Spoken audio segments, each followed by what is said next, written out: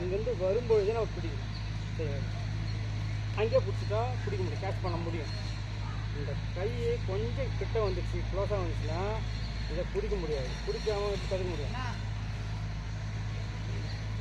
இப்படி தான் தடுக்கணும். இந்த எல்போ இதில் கட்டணும், எல்போ சரி இப்படி கட்டணும். அது கிட்ட வந்துடுச்சுலாம், கிட்ட வரல, அது இடிக்கிறேன்னு நினச்சிட்டா அங்கே கட்டணும். அப்போ தான் நம்ம தாக்க முடியும். அதை விட்டுட்டு கிட்ட வந்துட்டா நம்ம பிடிக்க முடியாது, வலிக்கு வந்து தாக்கும். ஆனால் கவனமாக செய்யணும்.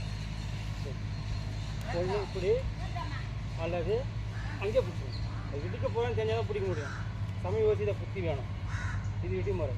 அடுத்தது இந்த இடிமுறையை உங்களை அப்படி கட்ட முடியலையா, மூணாவது டெக்னிக். எந்த பக்கம் வர வர செய் அப்படி தட்டு. இது மூணாவது டெக்னிக். ரொம்ப இதாக செய்யணும், எச்சரிக்கையாக செய்யணும். சரி, அப்படி தட்டி விடும், போயிடும். எந்த டைரக்ஷனும் தள்ளலாம். மெதுவாக செய்யும், மெதுவாக செய்யும். இது வருதுன்னா அதே பொசிஷனை தடுக்கிறது கஷ்டம். இந்த டைரக்ஷனை ஒன்று இப்படியோ இந்த செய் மேலேயோ அது கீழேயோ தட்டால் ஈஸியாக தடுக்க முடியும். ஆனால் அதே போர்ஸில் செய்யும், அதே போர்ஸில் செய்ய முடியாது. ஆனால் கிட்ட இங்கே இருக்கும்போதே கொடுத்துடலாம். கிட்ட வந்தால் வாய்ப்பு இல்லை. இப்படி பயன்படுத்தணும், இல்லைன்னா இந்த கை பயன்படுத்தணும். வேறு வழியே கிடையாது. மொத்தம் இந்த 3 டெக்னிக் பயன்படுத்துங்க.